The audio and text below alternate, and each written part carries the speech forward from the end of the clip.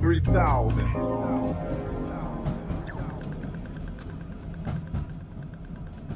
What is doing? I hate doing it, but I'd like everyone to like, subscribe, share the content. Sharing is really important. If you like the content that I'm bringing you with the 3000 podcast, you want to help us grow, make sure you do all that stuff. Follow us on Instagram, like, subscribe, share, do all that good shit. Now to the episode. What is doing? My name is Maloney. This is the 3000 podcast. I'm joined today by Jonathon Maybank. There you go. You got it right. Yeah, you got from it right. Burn City Classic. Thanks for coming, man. Thanks, man. Appreciate you having me, man. Yeah. I think people are going to probably be able to tell from your accent you're not originally from Melbourne.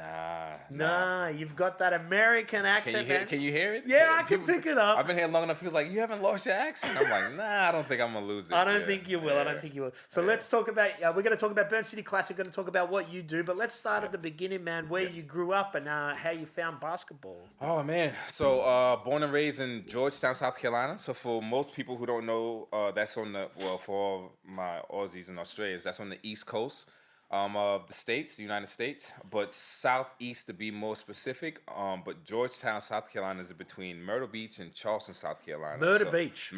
But that is a nickname. People, that is a nickname. They call it, they call it, I'm not even going to downplay Myrtle Beach because it's a beautiful city. Right. But Myrtle Beach, South Carolina, and Georgetown is right in the middle between Myrtle Beach and Charleston, South Carolina. So anybody that wants to go visit South Carolina, Myrtle Beach, Charleston, Georgetown, where I'm from, which is a smaller city, and then Greenville, South Carolina, which is the upper state of South Carolina. So yeah, born and raised in South Carolina. Is there a big rivalry with North Carolina, South Carolina? Not really. I'm trying to think of the sport from a sporting perspective. There used to be a real divide, especially like in the as far as the music scene. It was kind of like North Carolina was like, with North Carolina, y'all beneath us. But now it's more so it's like the Carolinas, right? So definitely in the music industry, whenever people kind of describe whether it's North Carolina, South Carolina, most people just say the Carolinas. You know, It's united. United, man. United. Yeah. So how did you go? Growing up, you were interested in sports straight away, man? Athletic? Yeah. So originally I didn't listen. What was my first sport? Well, basketball has always been my first sport. So I started playing basketball. My mother said I started playing basketball at the age of 4. So I didn't like it at first from what she told me. But honestly speaking, I was better at track and field. Right? Track and field, or athletics, what you guys call it. But that's a good basis to have for any sport. I'm glad you said that. It really is. I tell all my athletes that I train, like, you know, before you do anything, right, you need to know how to run properly and jump. And so athletics or track and field is great for that. And then you can kind of branch off whatever. But that was like really the sport that I was really good at. And then I have a cousin as well too. So like me kind of jumping into that space as far as like track and field. People will see my last name. Oh, Maybank. So I have a cousin that is a gold medalist. His name is Jonathon Maybank. So he's born and raised in Georgetown, South Carolina. So every time I go places, they would be like, "Oh, Jonathon Maybank." Blah, blah, blah. So it was like some big shoes to fill because no matter where I went, people always knew who he was. You know. So, but yeah, and he was a sprinter. Or so he was a sprinter. So in high school, he did a little bit of everything. But he won a gold medal in the '96 Olympics in Atlanta, Georgia. Oh, that was basically the hometown games, basically. Yeah, Close. Yeah. So he did. That's why he was such a big deal. Right. Because it was on stateside, right? It was in the States.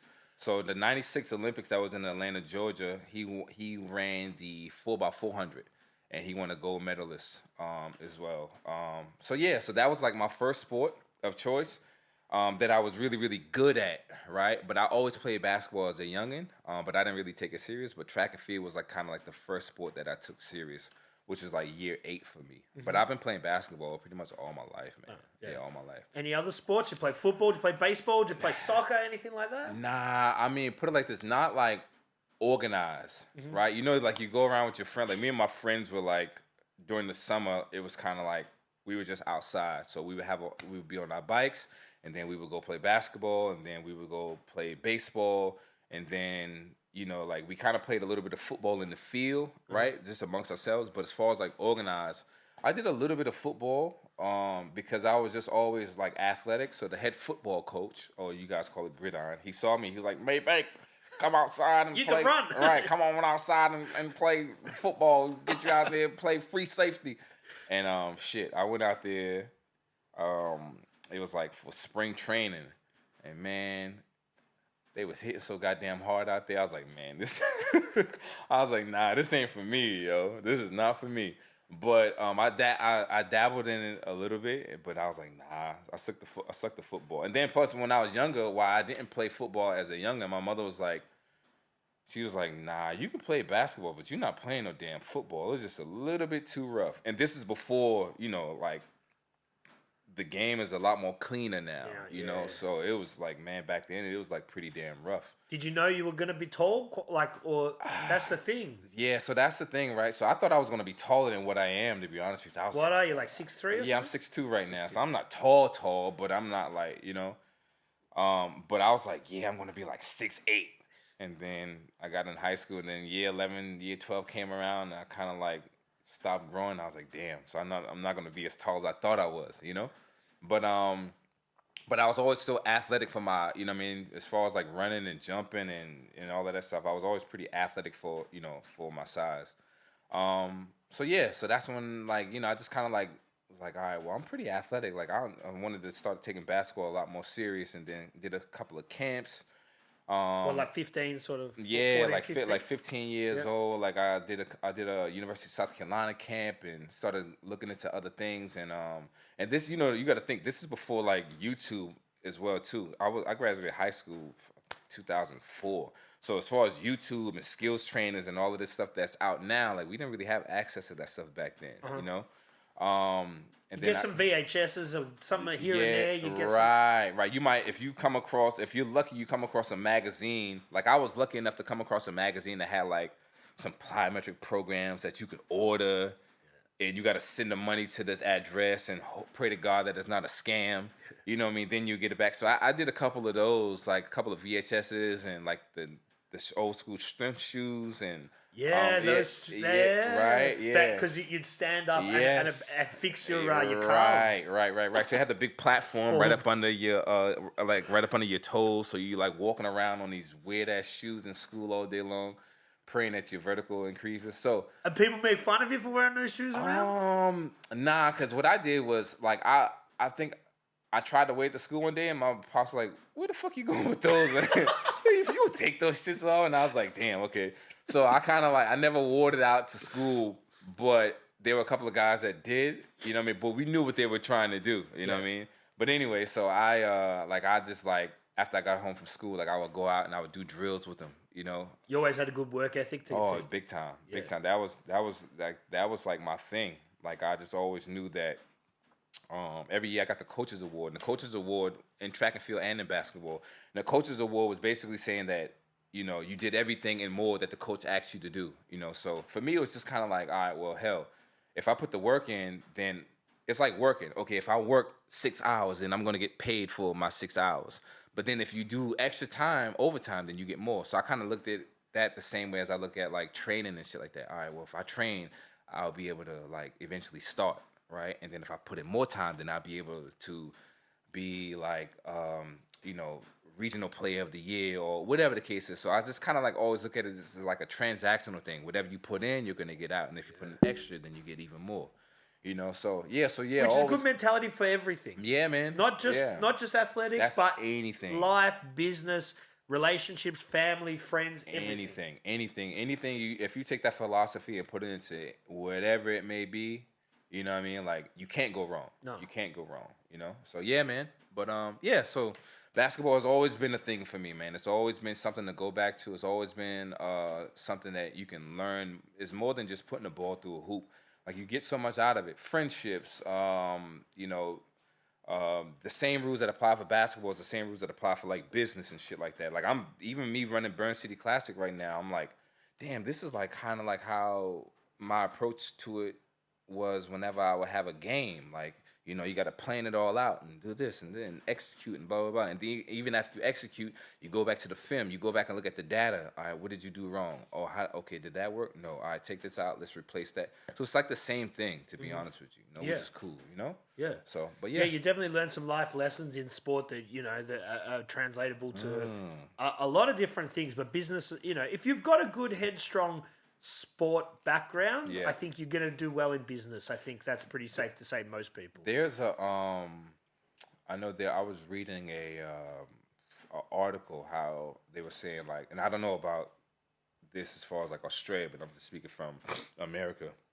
And there was an article basically saying like a lot of the big time companies, whether it's Fortune 500 or whatever it may be, they prefer hiring athletes because all of the underlying foundational things that athletes have, it kind of like transitions well into like the business realm. They know they'll work hard. They're putting the work. Yeah. You don't make it as a professional or semi-professional athlete if you don't put in the work. Listen, man, and I think that's another reason why you see like a lot of athletes, like they transition into the basketball world, the business world. Like Michael Jordan, like think about it. You know what I mean? Like he kind of transitioned into, he made more money after his basketball career than he did in his career. You know what I mean? So think about how many pairs of shoes he sold. You know what I'm saying? So, and you can't, and if you don't have the proper skills to run a proper business, then that won't happen. You know, he won't turn his shoe or his logo, his brand into what it is today. Right.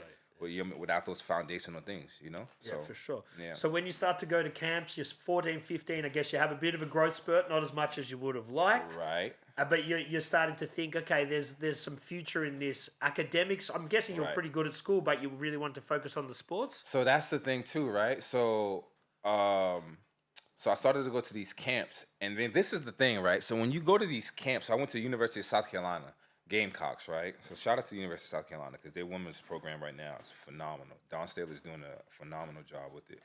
But anyway, so I went to the University of South Carolina, and then when I went there, they put you in a dorm, and then they give you a snippet of what it's like to be a collegiate athlete. So when I went there, I was like, holy shit. So you're 18? And at the time, I'm 16. So you're not finished school yet? I'm not even finished school yet. So you're just getting this... Okay, I'm in year 11 in high school. So when I went to the camp, I'm like, holy shit. So you get the, the apparel, the sneakers, the shoes, like the food, so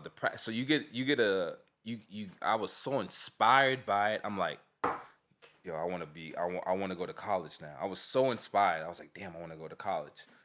But now, mind you, now at that time, like I was athletic, but I wasn't like really, really, really good at basketball.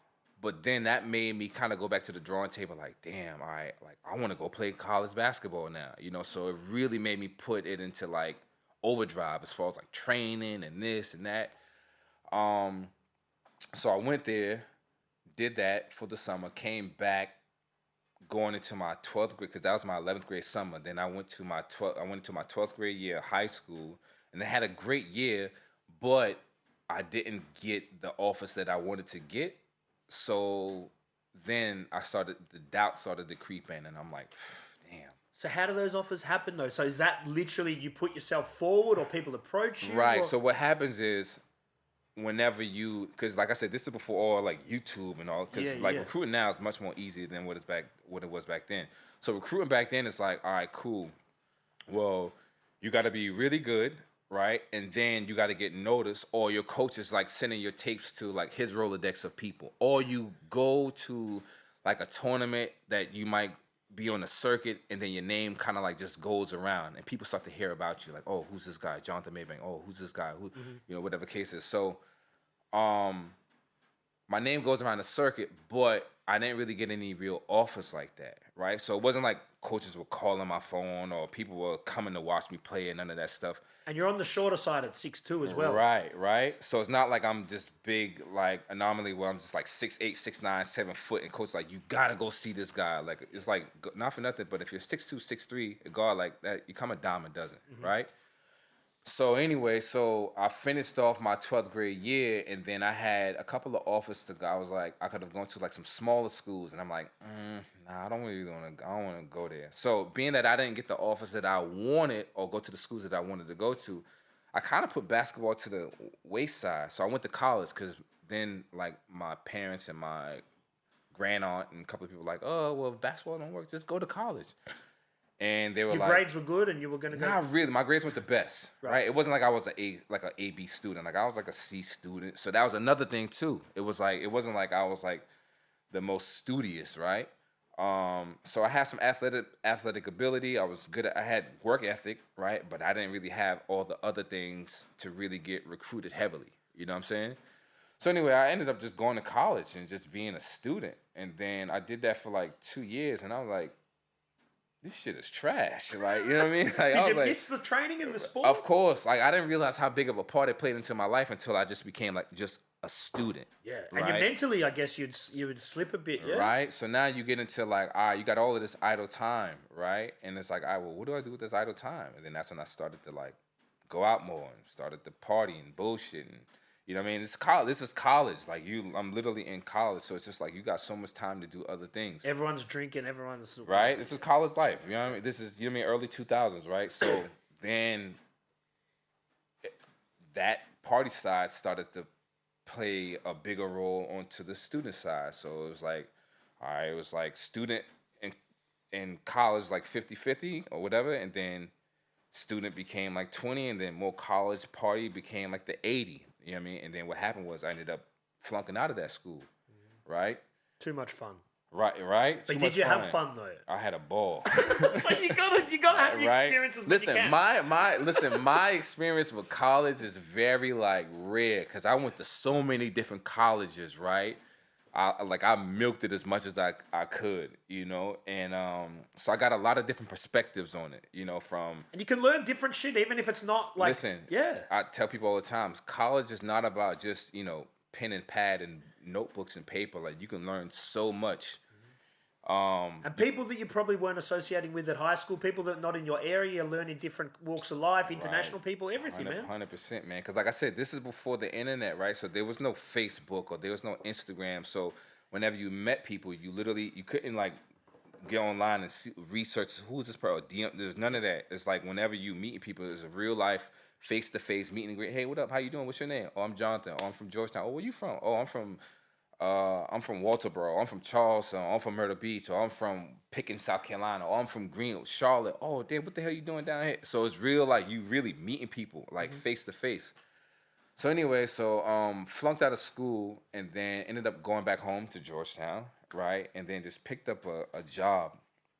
And then when I was working, I was just like, fuck, this is it's all right. Yeah, oh, of course, I was man. like, man, this is not it, man. Like, What are you like 19, 20 now? Yeah, so now I'm like 20, 21. 21. Right, 2021.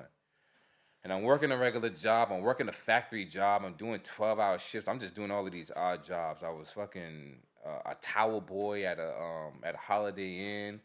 I was working a factory job, 12-hour swing shift, 7 in the morning to 7 a.m.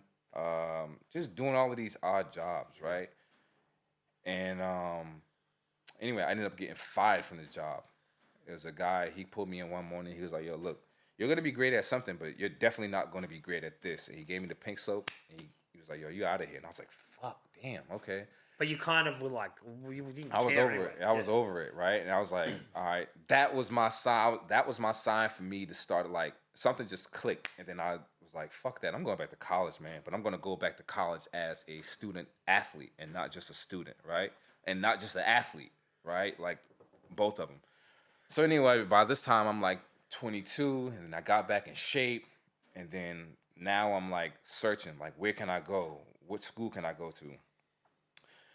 My cousin, Kennard, who was at junior college in Tennessee, he was like, yo, you still trying to hoop? And I was like, yeah. He was like, shit, cuzzo, just come up here with me, man. Come hoop. Like, I'll tell Coach Nesbitt to look out for you and this, that, and the third. So this college was in Knoxville, Tennessee. It's called Rowan State Community College. So I ended up going out there for a tryout. Now, mind you, before this, I went to all of these different places to try out prior to this. But because NCAA has rules, like, I didn't have a lot of time. Right? Because once your clock starts, being that I went to college already, your clock starts. Oh, it's to stop people from doing it at 30 years old. Right. Okay, yeah. Right. So how long's the window? So now, if I went to like a Division I school, which is like top tier schools, right? I had like a semester to play. So most coaches are like, why the fuck would I give you a semester to play. Waste the spot. Exactly, right? Yeah. But if I went to you got D2 schools or Div 3 schools and junior colleges, the rules changed just a little bit. So I kind of did my research. So anyway, coach was like, look, if you come up here, then you can play 2 years. So now I'm like, all right, well, you got quality versus quantity. Well, quality won't work in my favor because if I go to a Div 1 school, I'm only going to have a semester to play. But if I go to a JUCO, I got 2 whole years. So I can train, I can get familiar with the system. And I was like, well, I'm just going to use this 2 years to get film, get me a degree, right? A 2-year degree. And then I'm just going to go overseas. Did you know what you wanted to study? Yeah, I was always into like health and fitness, health and wellness. So that's what I got my degree in, health and wellness. 2-year degree in health and wellness. So anyway, that's what I did. I ended up going to that school. I did 2 years there from 2010 to 2012. So now, mind you, by this time, I'm 24 years old, right? So 24 to 26. So I'm like the OG, right? So all of the guys who come to these schools, they're like 18, 19, 20. But then you do got some guys that are at other colleges in my conference that has a similar situation like mine.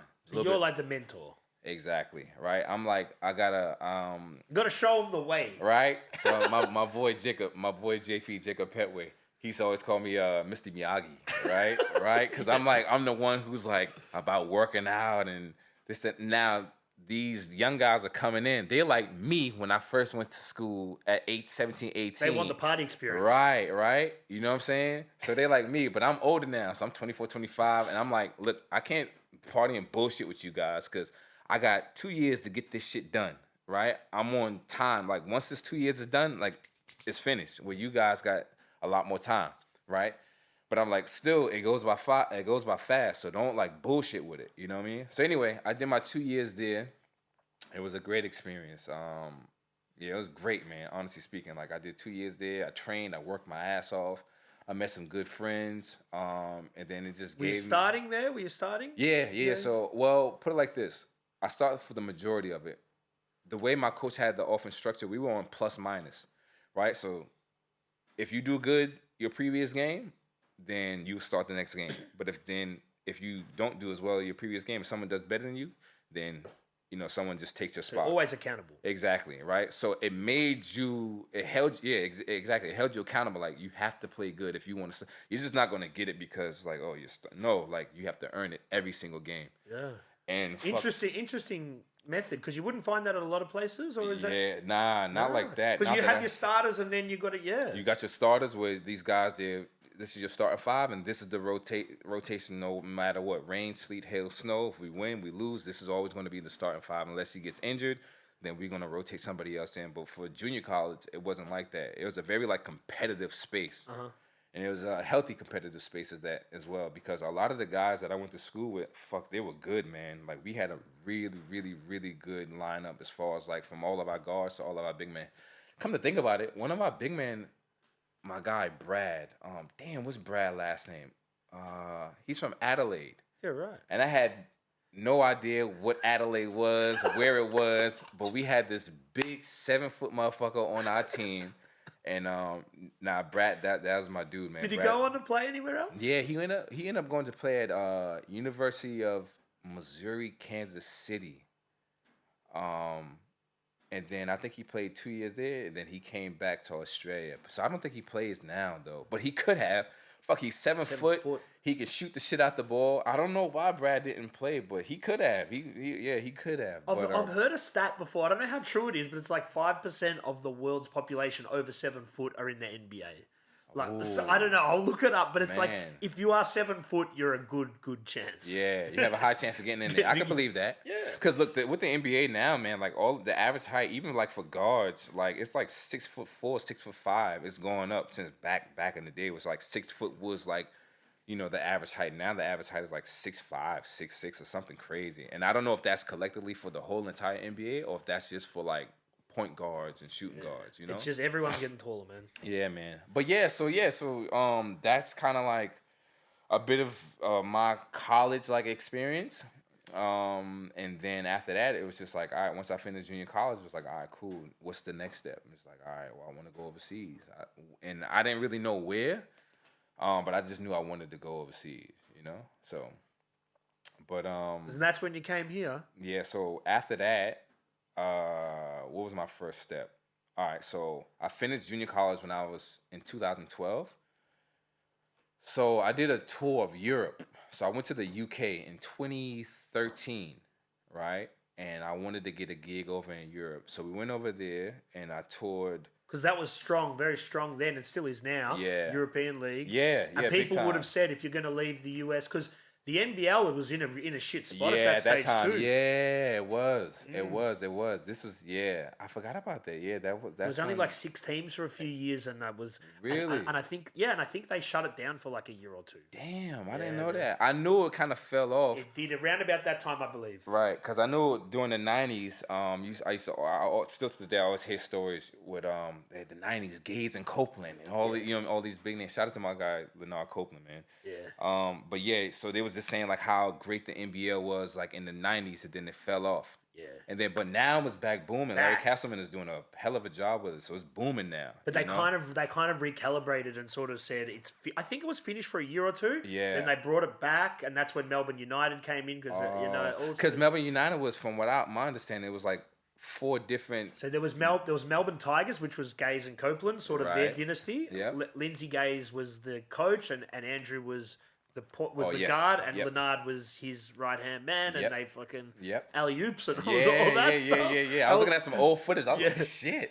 Hey, listen, Gaze was cold back in the day, man. I saw some clips. I was like, what the hell? You see stuff nowadays, and you're like, oh, but then you look at some of the stuff that he was doing back then. You like, damn, like all the stuff that the guys are doing now, he was doing back then. Man, you got to think in a league where there's only 22 games in a season, he played 600 games. Yeah, that's crazy. That's a lot, man. That's crazy. Like I think there's obviously a lot of postseason games and best of 3 final series. Yeah. But to play 600 games when there's only 20 something games a season, that's a lot of seasons, games, bro. That's a lot of games, man. I think he went to like 5. I think he went to 5 consecutive Olympic games as well. Damn. So wait, did he always play for Melbourne Tigers? Yeah, always. Yes, he never went anywhere else. Yeah, it's a franchise player, pretty much. Yeah, for sure. And his dad was the coach, so it was like a family thing. Yeah. And then there was a bunch of Melbourne teams. There was North Melbourne Giants. Yep. There was Melbourne Magic. Yes. There was a Melbourne Tigers. The Tigers Magic was sort of the rivalry. Yep. And then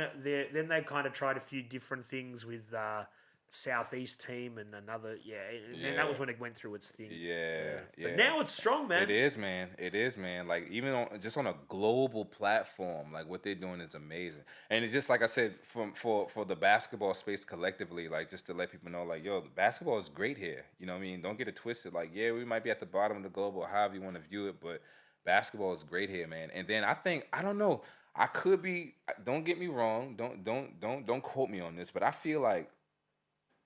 And man, I don't know. I feel like there's a lot of I see a lot of tall people walking around here in Australia. So I don't know, man. I just feel like it's a good place for, because you see a lot of even with women, man. You see a lot of tall women here, man. Yeah. So from the perspective of basketball players and how we talk about the NBA is 7 foot. It's like a good place to kind of get some basketball athletes from. You know what I'm saying? Maybe we got good air here. People are breathing. It's something, man. It's the food, man. It's all of the fruits and all of the maybe it's the Vegemite even. I don't know. Do you like Vegemite? A little bit. Yeah. You've come to learn to like. Someone almost made me hate it. Because they gave me too much of it, but that's kind of the joke with Americans. You're like she gave me a spoonful of this shit. That's people taking the piss, though, right? They're trying to get you to not like it. You only have a little bit. Right, like toast, butter, and a little bit of Vegemite. A little bit. Shit is all right. It's good, man. Yeah, it is good. It's good. No, I think it's a bit of an ongoing joke to get the American people to just try and spin them out. Because they're putting it on like it's jelly or something. Yeah. She gave me a spoonful. I was like, yo, what? How do no one's going to eat that. Right? But then when I had it properly on toast, I was like, nah, this is all right. Yeah, it's all right. It's good, and it feels kind of healthy. Yeah. So maybe that's the reason you got some tall people down here. Yeah, Vegemite. Yeah. So then you went to Europe. You did a tour. You went to the UK. Yeah. Yep. So basketball doesn't, man. There's no UK scene, though, is it? They just don't play it there. So they have the league there. It's called the British Basketball League. And I can't remember all of the teams in there, but I want to say I know Plymouth, Newcastle, London. I can't remember all of the teams there, but yeah, you don't really. I guess there it would be a big thing, but whenever you think of it from the a global like thing, like whenever I think of Europe, I always think of like Greece, right? Or you think of Serbia, or you think of you don't Argentina were think good of for a while. Argentina, yeah, Spain even like Spain, yeah. right, but you don't think of like you don't just London and UK and all of that area just really doesn't come to mind. But do you know why I reckon this is, right? Because in London and in the UK, Yeah. where we would hear, and in America where you'd put a basketball court, Right. they have like a soccer court. Oh, okay. So kids that are playing outside of their flats or their their Right. townhouses, they're not playing basketball. They're They're playing kicking. They're playing soccer and a That thing, and makes so sense. they just don't have the hoops as much as we do, and they're culturally, you know what I mean? Wait, hold on. Galaxy. What franchise is that? The LA Galaxy. Okay, yeah, so that's in the state. That's in the, okay. Yes. I thought they had a franchise there in the UK. Maybe they okay, do. yeah. They do that with a bunch of the soccer teams. So Manchester City own New York and Melbourne City. So I think a lot of those. Or like sister. Like, and they swap. A player today from Melbourne City just went to play for New York City, and they swap and everything. So okay. Galaxy probably does a similar thing. Yeah. But so when I was in the UK, so I did.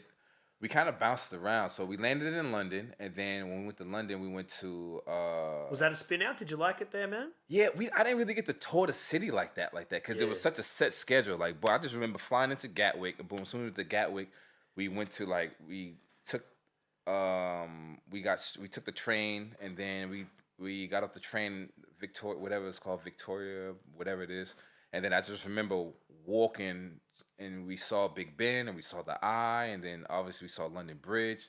And then we went to our hotel room, and then as soon as we went to our hotel room, it's kind of like, all right, all business. Boom, we went to this location, we played. Next location, got something to eat. Next location. So I didn't really get the experience. Yeah, the experience as far as like seeing the city.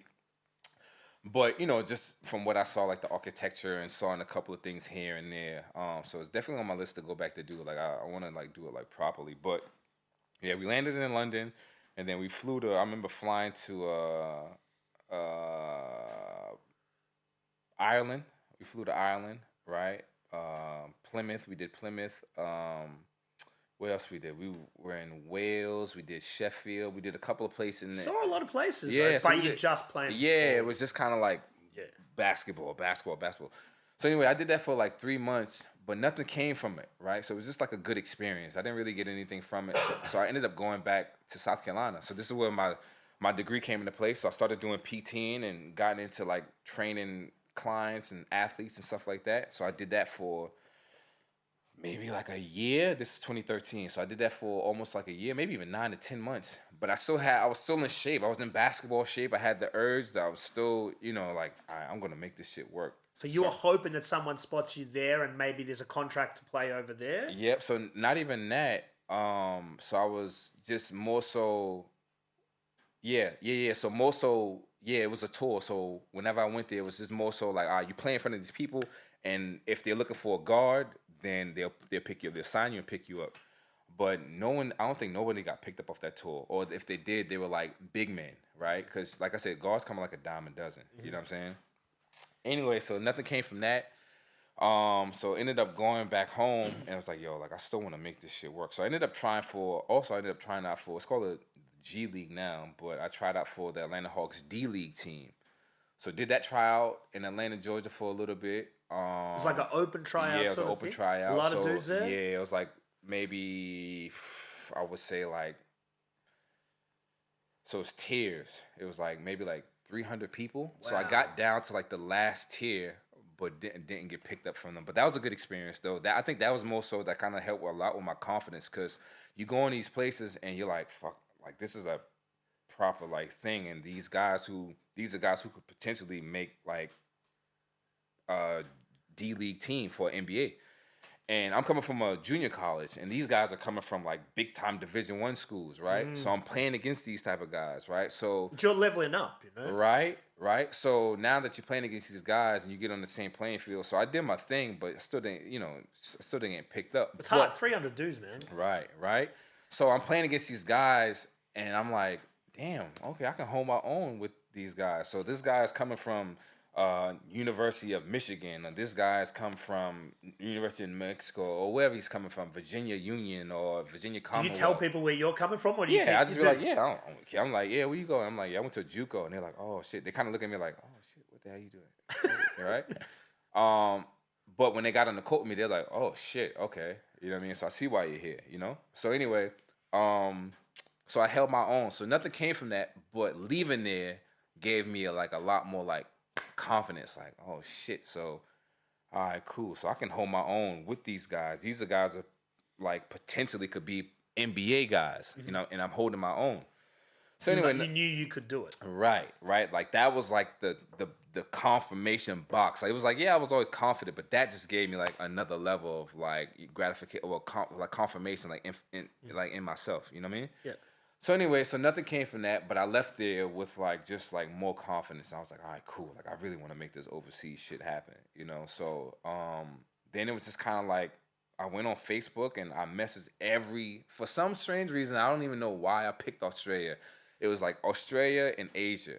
And I was like, all right, well, I have no connections there, so how the hell am I going to get there? So I just started looking up random like basketball leagues, and then it was like the NBL, and then it was the Big V, and then it was also the NBL one was considered to be, it was called something else. Like Victorian Championship or Nah, it started with an S.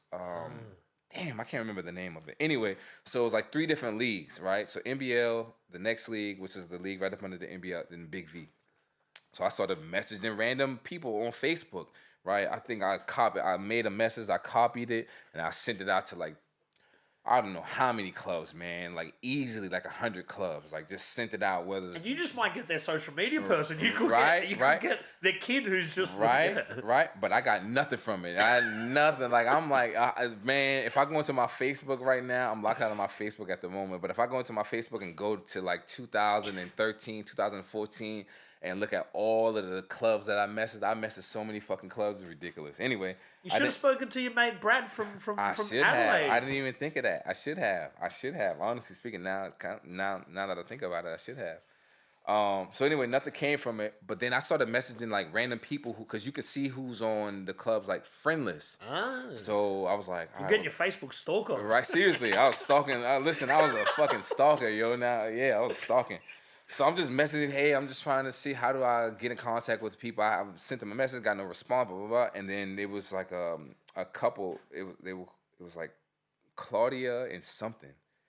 It was a couple who had this page and they were affiliated with one of the clubs and they ended up responding back to me. And he was like, oh, don't you have like family out here? And I was like, no, I don't know nobody in Australia. Like, no. And then they go, yeah, your last name is Maybank. You got a cousin that plays for blah, blah, blah. And I was like, oh, shit, I don't know. Is it an unusual name, though? Yeah, it's a very specific name. Yeah. Especially, like where I'm from. Like, Maybank is like honestly, Maybank is a big-time name back in South Carolina. Like a lot of politicians and stuff like that. It sounds like a regal name. Yeah, a lot of politicians. Very political name.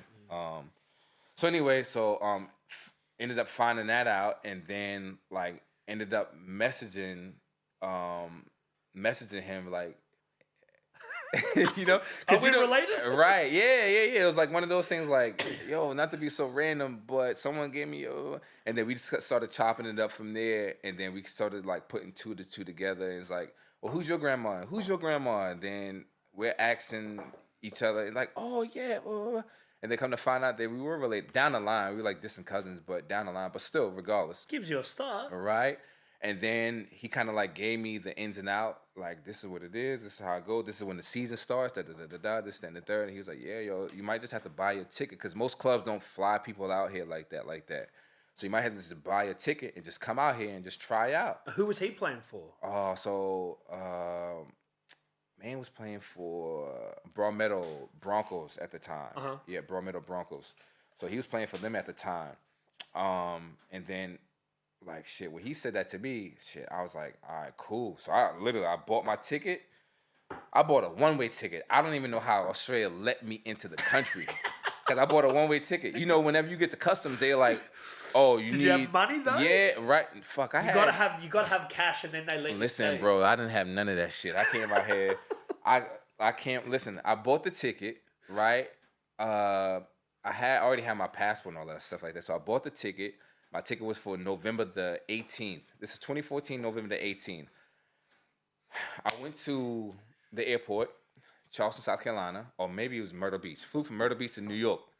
From New York, I was catching a flight from New York to Abu Dhabi, then Sydney to Melbourne, right? So anyway, so I'm at either JFK or LaGuardia. I got to check in, and then the guy goes, "Oh, like, do you have a visa?" And I was like, "A visa? What the fuck you mean visa? I don't, this is my first time traveling.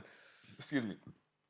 This is my first time traveling overseas by myself. You're lucky he worded you up though. Right, yeah. Because he could have let you go. Yeah, seriously. Yeah, seriously. And then you're fucked. They just send you home again. Right? Seriously. So he looked out for me big time, right? So he was like, "Yo, you got a visa?" And I was like, "Nah." He's like, "Yeah, bro. You need a visa." I'm like, "Oh shit." So I'm kind of like panicking because I don't know. I don't know what to do. He's like, nah. Just go online, apply for it, blah, blah, blah. He was like, "It might be a fee. It might be free, whatever the case is." So, because I thought it was going to be like $1,000 or some crazy shit, right? And he was like, I went online and it was like $25. And I was like, oh, cool. So I applied for it. He's like, you get it right away. Applied for it, paid the fee, came through right away. I was like, all right, cool. Boom. So he was like, yeah, so I'm going terminal this, blah, blah, blah, blah, blah, blah. And I was like, all right, cool. So I got all of that shit squared away. I ended up going to the terminal and my flight was supposed to leave at, I don't know, it was like an 8 o'clock flight. It was a night flight, 8 o'clock, 9 o'clock flight or some shit like that. So I'm waiting at the terminal. And mind you now, this is my first time traveling by myself. So I'm waiting at the terminal for hours.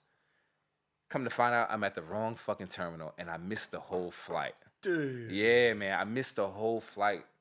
And I was like, fuck. So I went back and I was like, yo, I'm on this flight. And it was like, oh, that flight left ages ago. I was like, are you fucking kidding me?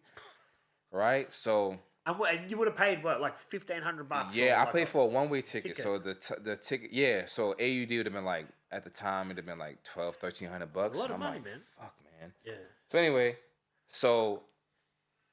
fortunately, now I'm thinking about it. Fortunately, when I missed that flight, like I think I had a long ass layover or something like that. Cause what I ended up doing was, they looked at my flight details, and then only thing I had to do was pay for a flight to get to Abu Dhabi, right? So and then you could reconnect, sort of thing. Bingo, right?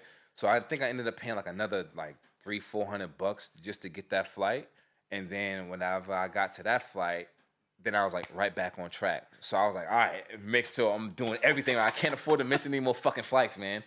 So anyway, so I went to Abu Dhabi, boom.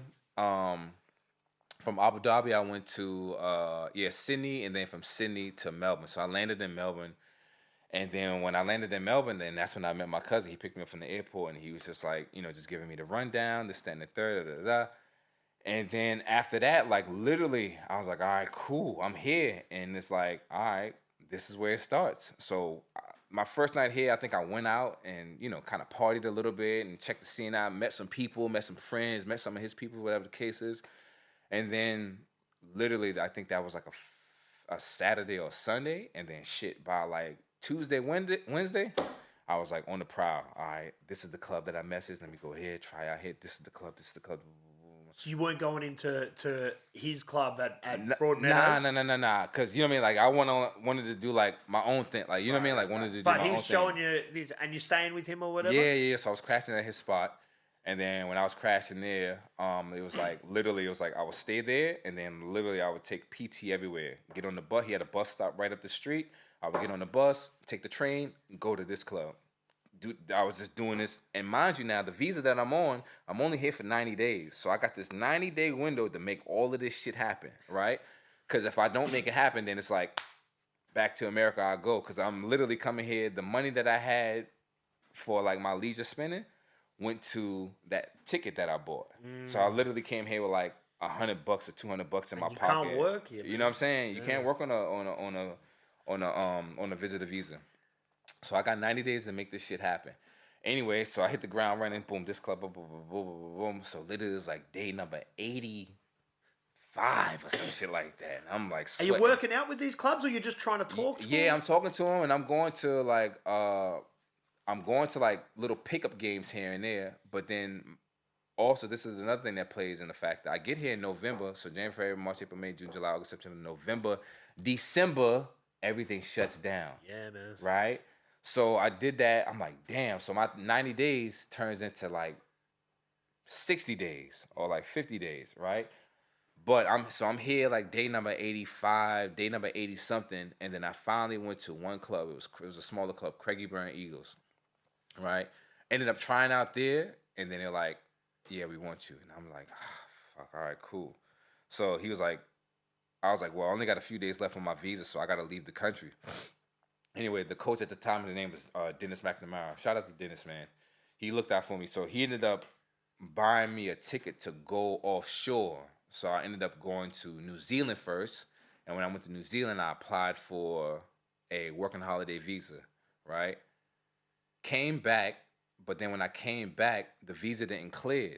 So I was in Australia for like maybe like, I don't know, like 10 days. I got this email from Border Patrol saying, you got 22 days to leave the country. If you don't leave the country, then we will ban you from the country, blah, blah, blah. And I'm like, oh, shit. So now I got to buy another ticket to go offshore. Right, went offshore to Bali this time, and I stayed there for like 10 days. Is that where you just got to go for a couple of days? Yeah. Come back got another 90. Exactly. As long as you do the visa. Right. But we applied for a working holiday visa, so my visa was just like pending. Yeah. Right. So when I went back offshore for the second time, the working holiday visa came through on day like number 3. But I'm like, all right, cool. The visa came through, but I got like an X amount of more days just to chill in Bali. So I just chilled in Bali, because I already got my visa. So whenever I come back on shore in Australia, like I'm all good to go. You know what I mean? So anyway, came back on shore, and yeah, it was all good. Like, you know what I mean? So then that's my first year. I was here, like I was playing with a smaller club, Burn Eagles. And then I played there for the first year, and it was a good experience. You know, I got my feet wet, and I played for them for a couple of days, and then that's when I got into like more so after that first year, I got into like summer basketball. So that's when I started playing for all of these different summer tournaments and stuff like that. So Paran Summer Jam, I played in that tournament. What else did I play in? I played in Australia, the Red Bull Rain, 3-on-3 championships. I played in that during that was kind of like in between summer or actually in between winter and summer. So I played in that. So it's just a whole bunch of different things. So once I got here, it was just like, all right, cool. Now I can kind of like really start like just trying to like work my way into like the Australian, basketball circuit. You know what I mean? So were you welcomed straight away though? Did you feel welcome? Yeah, big time. Like it was an amazing experience. Like my first year here, it's like, once you get tied into like the basketball community, it's a very tight knit community, so everybody knows everybody, and just met a lot of great people since I've been here, man. But yeah, really, really good experience my first year coming here. It was a bit of a journey, still is a journey. It was definitely a bit of a journey trying to get over here, man. But once I got over here, it was like, all right, cool. And the thing about Australia is like the way of life here is a lot different. People fall in love with the lifestyle here. You know what I mean? Especially from a basketball perspective, because in the States, whenever you're playing collegiately, right, it's like full on. It's like you're doing 2-a-days, 3-a-day workouts, and you're doing it for 6 days straight. Whereas you come to Australia, it's a lot more relaxed. You train 2 days out of the week, and then you might play 2 days on the weekend, and then you got a bunch of leisure time to do other stuff. You know what I'm saying? But yeah, very welcoming, man. The basketball community here is amazing, man. And it's growing, and it's flourishing. And like I said, with the NBL doing what it's doing, it just highlights basketball in general, here in Australia, man. Yeah. So, yeah. So then after you leave, for the first year, you're with Burn. Yes. And that is like, you've got the working holiday thing, so you're making some money from there as well, right? And then then you go. Yeah. So that first year, you're not making like anything crazy. No. You know what I'm saying? Like you're not making anything crazy, but you're making like money just to, live comfortably, be all right, and then the club is taking care of like your other stuff, so like your vehicle. And then your accommodation as well too. You know what I'm saying? But then you get like stuff on the side as well, so you can do some training with like kids and other athletes and stuff like that.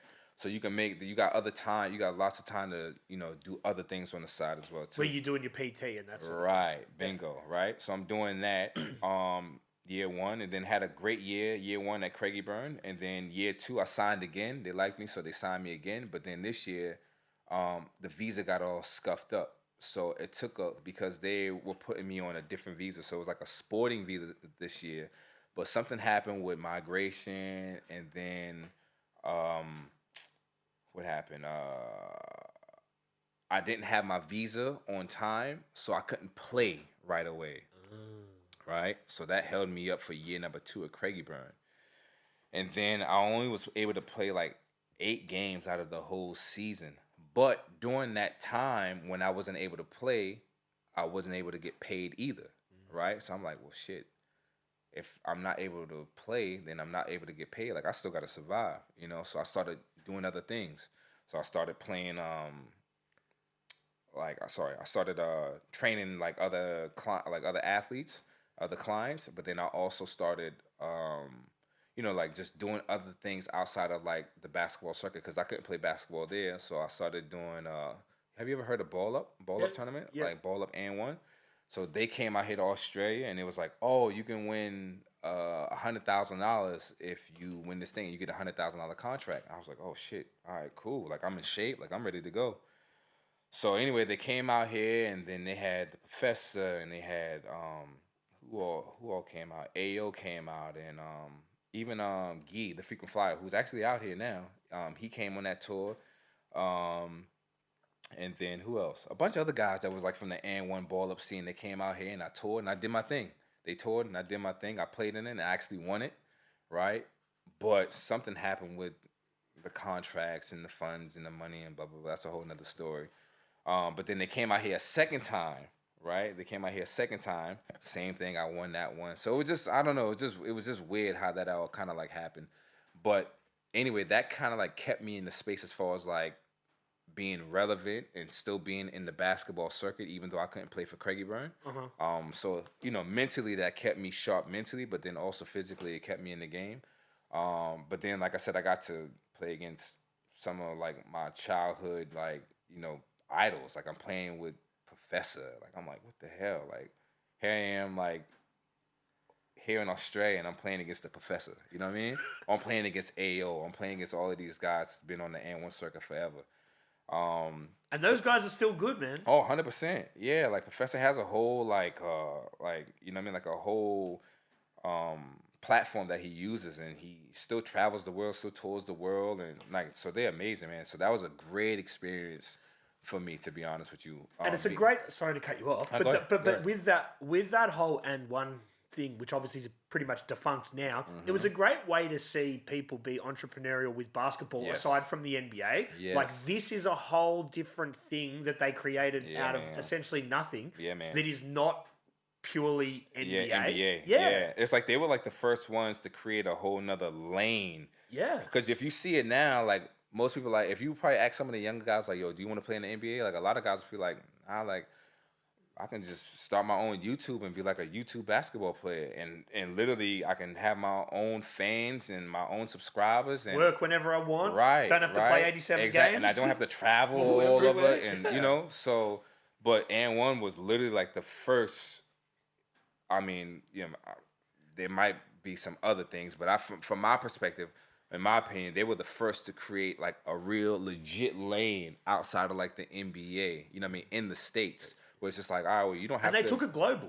100%. It's like, you don't have to make it to the NBA. You can go this route. You know what I mean? Obviously, you got the Harlem Globetrotters. The Globetrotters kind of set it up, but that became such a joke. You know what I mean? Like, well, I wouldn't say it was... Not a joke, but it was trivial. It was performance art. Yes. It wasn't... Yeah, it was like stage, put it like that. Right? It was stage. Whereas N1 is like not stage. Like N1 was actually... You see these guys doing all these tricks and this, that, and the third. But these guys can actually play basketball. Like, they will literally bust your ass. Like, you know what I mean? Like, and there was a trend. There was a couple of players that actually went from N1 into the NBA, I'm pretty sure. A couple did. I'm trying to think of who. I know. Oh, yeah. Skip to Malou.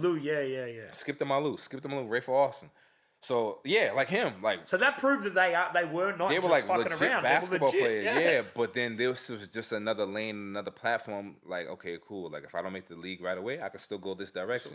But Skip to Malou, big time. And I'm sure the Professor with the right team could have run a point for anybody. Yeah, 100%. Even though he even kind of like talked about it being that he was a little bit undersized, but I just remember seeing him. I remember being 15 years old, and I want to say his tryout for N1 was in Portland somewhere, and I remember literally being in South Carolina, looking at ESPNU and seeing him come on the screen, and he was just busting people ass. I was like, yo, this is crazy. Yeah. Like, what the fuck? So yeah, nah, man. So for me to be able to play against him during that time, it was like, damn, I can't believe this is the same dude I used to look up to when I was fucking 14, 15 years old. Yeah, I think he got that contract, I think, through the like reality show that they did through it. I think when they toured toured. Yeah. It was awesome. Yeah, man. So yeah, that was a cool experience, man.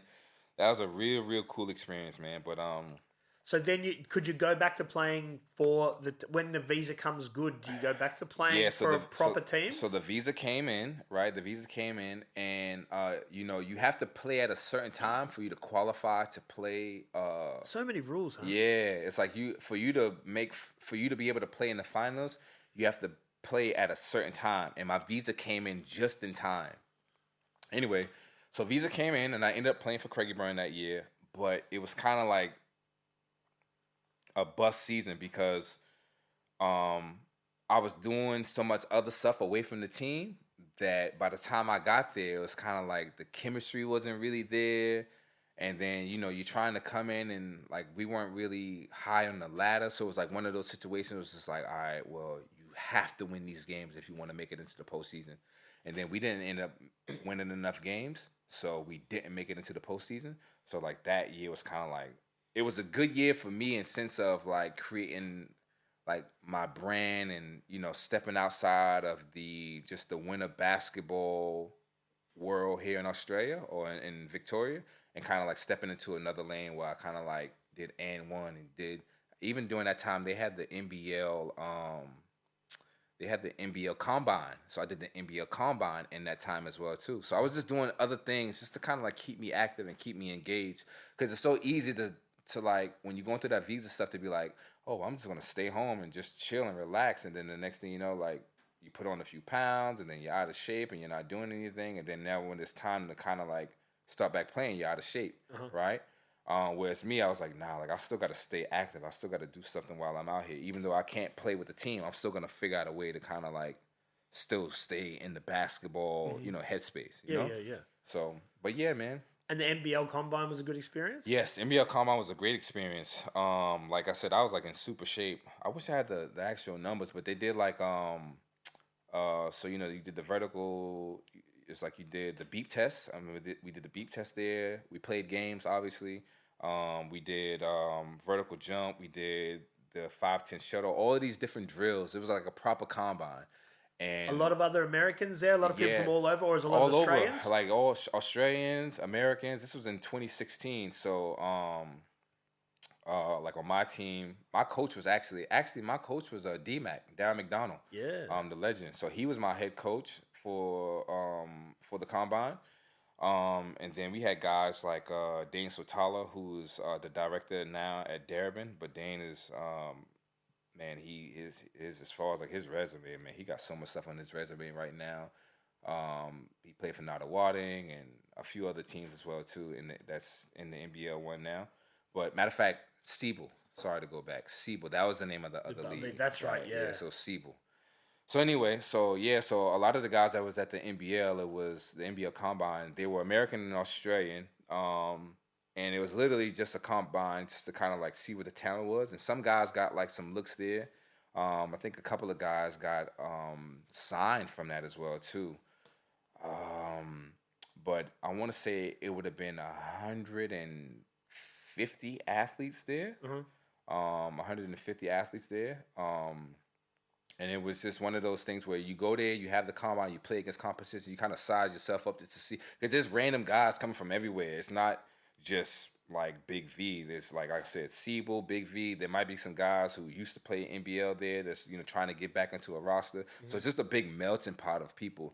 And then you're seeing all of these guys, and you kind of like just sizing yourself up with like where do I stand at. So anyway, like what stood out for me was like my vertical leap. So I was like I was for sure top 3 in vertical jump. I think I was number 2 if I'm not mistaken. And you would have been on the shorter side. That's what I'm saying. Like I was a smaller guard, but my athletic ability always kind of like kept me. I was strong, fast. I can jump, run, all of this.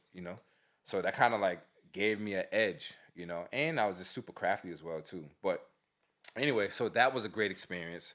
So during this time that I can't play for Craigieburn, I'm tapping into everything possible outside of like just the Every big, opportunity. Yeah, man. Like, oh, that's going. Okay, I'm doing that. Oh, that's going. Oh, yeah, I'm doing that. Because, like I said, I couldn't play in the Big V at that time because my visa didn't go through. So it was like a learning experience. So after that year, I did all of that stuff, and then I ended up playing for another team in the Big V League, which is Whittlesea. So I played for Whittlesea under my guy Brian Vaughns. Shout out to Brian Vaughns, man. His son Marcus Vaughns is doing an amazing thing right now. He's at the NBA Academy and he's getting heavily looked at. Wow. So good luck to him in his journey because his journey is about to start. How old is he? Marcus is, I think he just turned 18. Wow. Yeah. So, yeah, being really looked at right after Dyson Daniels and Dash Daniels. Dash Daniels. Yeah, I saw Dara at the footy the other night. Yeah, he was. Yeah. All right, I was not to get off topic. They was talking about how Dyson got snubbed, man. They snubbed him from Defensive Player of the Year. Totally. His stats were man. That's I heard some crazy number. He is like he knocked the record out. It was like a 20-year or 30-year record as far as like steals or something like that that I overheard. Consistent. I think it's consistent games in a row or something. Yeah. So it's just they snubbed him, man. Big you know, time. but listen, he had a phenomenal year from the defensive perspective from what I saw, man. So shout out to Dyson Daniels. And apparently Dash is next up. Yeah. And apparently he's just as good. Yeah, next Not up. that I've seen him play. You know, sometimes a lot of the times the younger brothers turn out to be, better because they're competing against the older brother, and the older brother is bringing all of the Michael stuff. Jordan, two older brothers. He always said that was what pushed him. Just wanted to beat his brothers. Yeah, man. Yeah. But now, like I said, Australian basketball is turning. It's amazing, man. The guys that's coming out of here, and the girls too, that's coming out here, man. So crazy. Yeah, in the next couple of years, man. Big time. Yeah, I used to, man. I've always been a basketball fan, but when I was a kid and in that NBL heyday that we were talking about earlier, I used to watch the World Championships, watch the Olympics. You might have had one, maybe two Aussies that sort of had a roster spot in the NBA. Yep. Now you look. And there's 20-something widespread, bro. Everywhere. And not just people making up numbers, dudes that are actual players making moves. Yeah. I think, honestly speaking, I just look at the structure of, because there's so much sport here, man. Like, whenever you go, like, there's a place for, I don't know. That's just me personally. I feel like this is the place, Melbourne is the place, and I'm being biased because I'm here in Melbourne, but Melbourne is the place for the athlete. Yeah. You know what I'm saying? Like, with the infrastructure, how you got things structured wise, and all of the academies, and now like the strength and conditioning component is catching up with the skill aspect, and then you got Americans that's been out here for X amount of years, and they're passing down the knowledge to the next generation, and then so I don't know, man. I just feel like it's a good place for it, man. Yeah. Honestly speaking, it's a good place for it. Yeah, for sure. You know what I always think, and it's never really translated, but if you, like, in the American system, there's a lot of people that are probably 6'4", 6'5", that don't get picked up, right? Yep. Those guys would make the perfect build for AFL footballers, right? And the only American we've ever had is Mason Cox, who's 6'11" or something, which isn't one of those guys, but like a small forward, Listen, funny that you say it, right? So I heard Mason Cox is doing this thing where he's like recruiting. He's making like a combine for like American players to come over here to kind of like tap into like the footy realm. Yeah. But I think it's with stipulation. And I don't want to put like, bad information out there. This is from what I think I've heard. It's like you got to be a certain height. Right. So, right. That's because he's tall, maybe. Yeah. So I don't know if that's true though. But still, if he does that, that'd be amazing, man. Because like I feel like basketball and footy, it's kind of like the athletes are like very like similar in build and stuff like that. If you had a small forward who's 6'6", right? Who he's athletic, who can dunk and everything. You just got to teach him how to kick a ball and take a mug. Yeah, man. Listen, I feel like the transition between the two athletes, especially from basketball to football, like it's a great transition. Yeah, it's a great transition. There is also a lot of AFL players that sort of excel in both sports and have to sort of make a choice and go one way or the other. And from what I've heard, right, because there wasn't really a pathway So a lot of the guys that play footy, even though they would be really good in basketball, like they would be really good in basketball and then also really good in footy, but ended up choosing footy because it's just like, all right, well, I'm 18 years old. Boom, I can hit the draft, and right away I'm already making $100,000+ a year. Where it's just like, all right, I'm 18.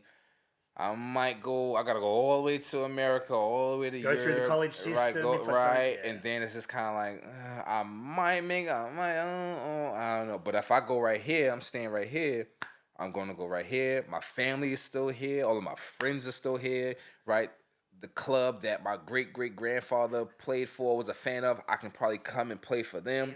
So you know what I mean. So it's It just makes like it more attractive. right. It just makes sense to Totally. So, And even for the guys that don't make it, Yeah. right? Like even like people that I know, Right. they don't make it AFL, Right. but you can still make $2,000 a week playing for a 100 big club, Yeah, man. Yeah, which is man. pretty attractive. It is, for man. someone who's 22. Instead of me going all the way across seas, that doesn't make any sense. Yeah. So, Yeah. but yeah, I think the it's a bit of a hybrid, man. The footy athlete and the basketball athlete, very similar build, very similar. I mean, obviously AFL, as far as like the energy systems, as far as they're using, You're way running more, longer way distance. more endured, Gotta have a bigger man. tank, Way yeah. more endured, way more endured. Like I'm doing a little bit of S&C for Glenroy Football Club. So shout out to my guy Adam Merrick. So Adam Merrick, he played for North Melbourne back in the day.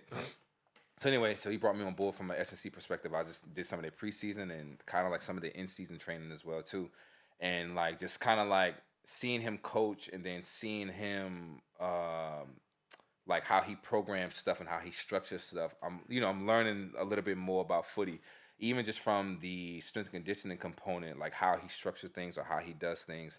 And I'm seeing how similar or how different it is from a basketball perspective. So some of the stuff that he has them doing from a conditioning perspective, I'm like, fuck, man, like, damn. So it's pretty cool to see. So I'm learning a lot more, as far as like the footy aspect and You never comparison. stop learning. Never stop learning. You can always learn something new, man. Yeah. And And from the personal training perspective within the professional athlete space, Yeah. that's something that I think a lot of players, Yeah. they do their coaching and they do their normal training, Yeah. but I think a lot of them would they'd say, hey, you've got to work harder. Yeah, you man. need an actual person to work with. Yeah, man. Because it's pretty. Like I said, it's pretty strenuous. Like the amount of Ks that they put on their body during the game and just collectively over a Plus, season, someone can hit man. you from any angle. Right. Wait, and then because I was talking to a friend of mine, he was like, "Do you think you can play footy?" And I was like, I don't know. He was like, "Yeah, but see, this is the thing. You're thinking about American football, right? Because American football, right? You got pretty much a helmet, and then it's just like your view is like this, right? Right? Your view is this. Whereas footy is just like, no, like you need to be able to look in like."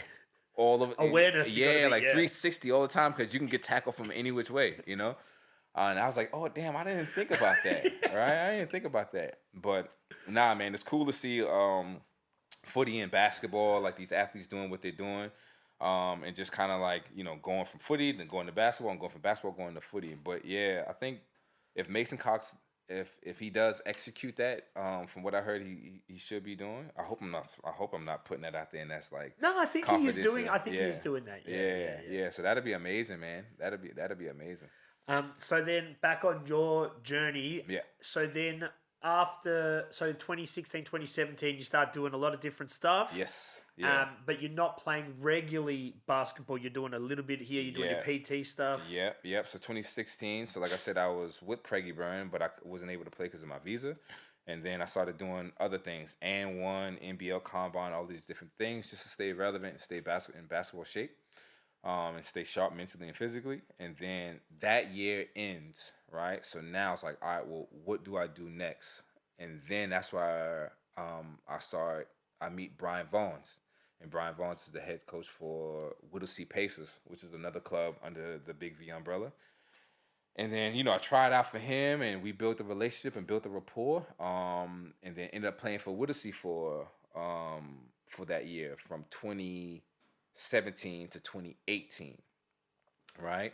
Well, pretty much all of 2017. The season starts what? Yeah, it started in March. Yeah, so 2017, pretty much all of 2017.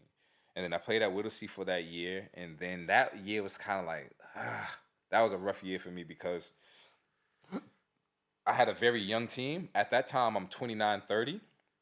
And then the next guy up under me that's playing was 22 years old. Big gap. Yeah, man. So we had a super young team, right? And then after the 22-year-old, the next guy was 19. Jeez. Yeah. You're 10 years older than me. Yeah, man. You know, so I was literally legit like the OG. And then you got to think about it. We're playing against all of these different teams in Big V, right? But regardless of who you're playing against grown-ass men. So a 30-year-old man playing against a 19-year-old kid. He hasn't filled out, hasn't developed. You know what I'm saying? Physically and mentally. So that was a rough year for me because, man, that was my first time actually ever having like a real losing season, right? Like a real losing season. But it was good because it helped me mature into like knowing how to talk to like younger kids and how to be a motivator. And also it's just like, all right, well, yeah, every weekend we're not getting the result that we want, but every week you got to come into training. You still got to be professional, right? And you still need to do you have these obligations that you still need to keep, right? And find the positives. Of course, right? So because you can easily be like, man, this is shit. Fuck this, man. Oh, this is terrible. See, blah, blah, blah. No, like every week it's like, all right, cool. Well, what can we build on? What can we work on? How can I get the guys motivated for this week? And like, all right, we still got a fighting chance. Come on. Mm-hmm. And even to the very last game, like we still like, even though we weren't making it in the playoffs and didn't have a shot in hell, like we still came and competed every single year. But then we also had a lot of injuries that year. So we started off with like a 12-man roster, and then by the end of the year, we was down to like 7. You know, so that was a very tough year for me. But growing pains. And then after that year, it was just like, all right, cool. What next? Mind you, I'm still playing on the summer circuit. You know, so you got all of these different tournaments going on. So you got Paran Summer Jam, you got Nike Battle Force, or if you want to Streetball Madness, Nike Battle Force. So I'm playing in all these during the summertime. So I'll play Big V in the winter, and then the summer circuit. Summer is lit. Everybody getting outside. We playing on the outside courts. You see all of the different guys that play in different tiers as far as Australian basketball. You can play against them during the summer circuit. So anyway, so after Whittlesea was finished, I was on the hunt for another visa, right? Because they just keep topping up your visa. Yeah. Do you have to still leave the country, or they're just So during this time with Whittlesea, I had to. How did this play out? So my visa ended at Whittlesea, right? I didn't re-sign with them. So now once my visa ended, I got on another visitor visa, right? So now it's back to square one. I'm like, fuck. Are your family back home like, man, you're still going to keep living in Australia? Yeah. Like, because they kind of, like, online, because, like, I'm doing all of this basketball stuff. Like, in between, I'm doing all of these different things as well, too. Like, videos, shoots, and this. And they're like, damn, like, okay. Like, it's happening over there. You got more friction over there than you do, like, over here. Even though, like, I go back home and I can do PT and this and that. But it's different over here, you know? So they're like, nah, just stay, like, just keep doing what you're doing, like something's gonna pop. Did any friends message you, be like, man, it looks like it's sweet over there, I want to come over? I had a couple of friends that came over and actually played for a year or two, and then they went back because, like, you are on the other side of the world, so it's a big commitment. It's like a big jump. But you just, as soon as you got here, you knew this is... Yeah, listen, as soon as I got here, and then it helped that I had a family member over here as well, too, because, you know, sometimes you can come over here, and if you're starting at, like, I wasn't starting at ground zero, so to say. You know what I mean? Where some guys and girls, you come over here and it's like you don't know anybody at all, so you got to build your Rolodex of people up. Whereas I kind of like came into a Rolodex already because, you know, I had a family member over here, you know? So anyway, so after Whittlesea, now I'm on the hunt for another visa, right? So I go offshore. Where did I go this time? I went to Vietnam. Toured Vietnam, and then came back. And I'm just trying to, like, literally get with another club. So 27 passed by. We're now into 2018. And then the season has already started. And I don't have a gig. So I'm like, damn. But I'm still staying in shape and doing what I need to do. And, you know. And are other coaches messaging you? Why aren't you playing? Not really, because I don't know what it was. I literally don't. I came off a phenomenal year. Like I averaged like 20 something points at my last year at Whittlesea, and I just couldn't. I don't know if coaches knew I was out here or not, or whatever it may be, but like I just wasn't getting any traction. So now I'm just trying to stay here, because if you're here and you get a phone call from a coach or a message from a coach, you can literally just take the train or drive your car there and go try out, boom, sign, right? But if you're in America, it's just like, oh, well, you're in the States. Like, we need take you. You 2 weeks, Right, and then they may find someone else. We need you now, right? So I'm just trying to do whatever I have to do to stay here. Now, mind you, I'm on a visit a visa, so not supposed to be working, all right? But I'm working because I need to survive. You know what I mean? So anyway, the 90 days is up from Vietnam, so I got to go back offshore again. Go offshore. This time I'll go to see one of my friends that's living in China. So I was like, all right, cool. I'll just make a trip out of it. You're getting lots of stamps on the passport, man. Yeah. So I'm like, while I'm over here on this side of the world, I might as well travel. Check it out, You feel me? So I ended up going to China. Went to Beijing, stayed over there for about a few days, maybe almost 14 days. Come back into the country. Scan my passport, beep, beep, beep, red light comes on. I'm like, what the hell? Scan it again, beep, beep, beep. I'm like, hey, hey, Mr. Maybank, just come over here. I'm like, oh, shit, okay. So, sitting in the corner, border patrol officer came up to me. I was like, it was like after 15, 20 minutes, whatever the case is. So I guess it was a red flag. Right, it was a red flag on my account, on my name or whatever. They asked to see my phone. So think nothing of it. Gave them my phone, and then as soon as I gave them my phone, clicked. I was like, oh shit! They about to go through my phone, and they're about to see all of my transactions for the stuff, all of my clients that I've had since 2014, 2015. I still was training them. But you didn't think this. You just didn't see it coming. I had a friend that told me ages ago, look, if you're traveling in and out the country, clean your shit. You know. And it's harmless. I'm training little 8-year-old kids, 9-year-old kids, 10-year-old kids. You know what I mean? So I didn't really think nothing of it. But anyway, they came back, and then they put me in the interrogation room. And then when they put me in the interrogation room, they pulled out a stack of papers like this. It was like, Mr. Maybank, so here's what the situation is. You're on this visa. You're not supposed to be working. Blah, blah, blah, this and third. In your defense, though, they're chopping and changing the visas, so it's hard to there's no consistency. But I guess that's the system. Right. So regardless, they're like, you need to know the rules and regulations, regardless, you know. So anyway, visa gets canceled, right? And they pretty much banned me from Australia, for 3 years. I got banned, and I was like, I couldn't believe that was happening. I was like, what the hell? It happened so fast, literally. They cut my visa. They sent me to Broadmeadows. It was this, I forgot what you call it, but I had to stay there for 2 days. And then they shipped me back to the previous country that I came from. They didn't even send me to America. They sent me back to China, right? You don't want to be in China. Right? I'm in China. So I'm like, oh, shit. But I got peoples there in China. So, you know, I'm not tripping too hard. Then I went back to China, and then I was going to stay there for a while. And I'm like, nah, China's not the place to fuck around. So I'm not going to fuck around, right? So I was like, nah, bro. I told my friend, I was like, nah, bro, I'm just head back to the States. So boom, all in within 72 hours, I go Australia, China, Australia, back to China, China to America, right? This is all happening in 72 hours, right? And then I'm finally back in the States, and I'm like, what the fuck just happened, right? I'm banned for 3 years, can't go back to Australia, right, for 3 years. You still got all your stuff here? Yeah, everything's here. Literally. They don't let you back to do any of that stuff, right? No. Yeah. My lady, my missus, she's waiting at the airport for me, seeing what the hell's going on, right? Pizza in the car, hot and ready for me to have pepperoni pizza, right? And pizza's turned cold, and I finally, when all of that happened, I finally called her. I was still in Australia, and I was like, yo, they went through my phone, and they pretty much canceled my visa, and now I gotta leave the country. She's like, what? I was like, yeah. So anyway, long story short, I ended up going back to the States, and then now I'm back in the States, and I'm like, damn, what the fuck just happened? All my dreams just went everything that I had going on, all the motion that I had going on, is just came to a stop. I'm like, damn.